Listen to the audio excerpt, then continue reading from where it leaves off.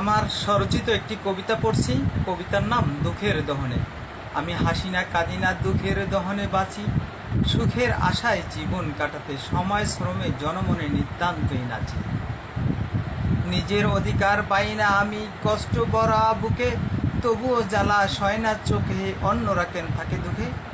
রক্ত দিয়ে স্বাধীন হলো মানবতা শুধু মুখে, স্বার্থের টানে লড়ছে মানুষ জাতি জ্ঞাতি ধুয়ে, যাদের পানে অধীনস্থ রাজা প্রজা শুয়ে।